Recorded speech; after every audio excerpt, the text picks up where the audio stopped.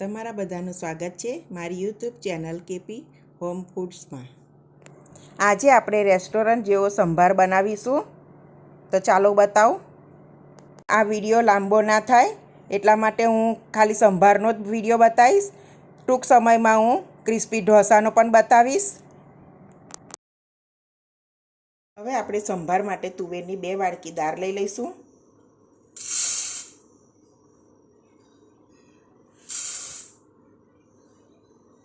પાણીથી ધોઈ અને બાફવા મૂકી દઈશું આપણે। હવે આપણે ગેસ ચાલુ કરી મીડિયમ ગેસ ઉપર દાળને બાફવા મૂકી દઈશું। 4 વિસલ કરી લઈશું। તો તેલ ગરમ થઈ ગયું છે। 2-4 સૂકા મરચાં લઈ લઈશ, મેથીના દાણા, 1 ચમચી રાઈ, 2 લીલા મરચાં, મીઠા લીમડાના પાન,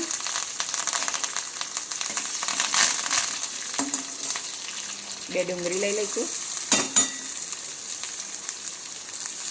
હવે આને સાતળી લઈશું। બ્રાઉન કલર થાય ત્યાં સુધી સાતળી લેવાની।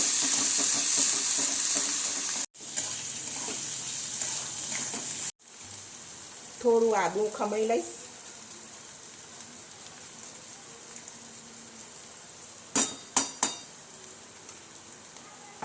સ્વાદ પ્રમાણે મીઠું થોડું।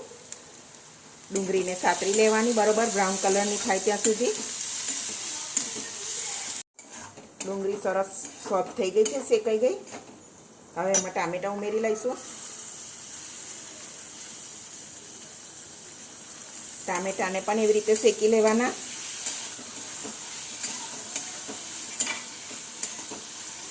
તો હવે આપણે ડુંગળી ટામેટાં સોફ્ટ થઈ ગયા છે સરસ। હવે મસાલા કરી દઈશું। 1 ચમચી હળદર પાવડર, 1 ચમચી લાલ મરચું પાવડર, 1 ચમચી ધાણા જીરું પાવડર, 1 ચમચી સંભાર મસાલો। હવે એને બધું મિક્સ કરી લઈશું।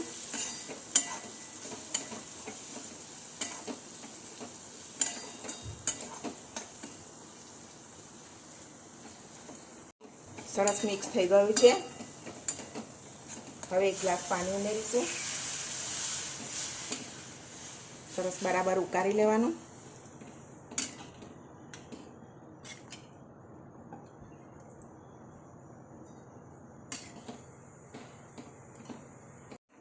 તો સરસ ઉકળી ગયું છે। હવે આપણે એને દાળમાં મિક્સ કરી લઈશું।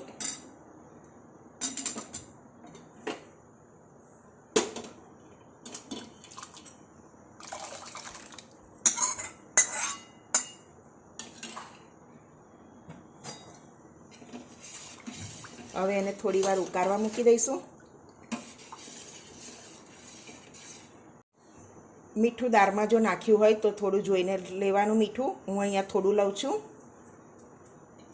સ્વાદ પ્રમાણે। થોડા ધાણા। હવે એને ધીમા ગેસે ઉકળવા દઈશું। તો આપણો સંભાર ઉકળીને રેડી છે। જો તમને આ મારી રેસીપી ગમી હોય તો વિડીયોને લાઈક કરજો, સબસ્ક્રાઈબ કરજો અને તમારા ફ્રેન્ડ જોડે શેર કરજો। તો હવે મળીશું એક બીજી રેસીપી સાથે। ત્યાં સુધી બધાને જય સ્વામિનારાયણ।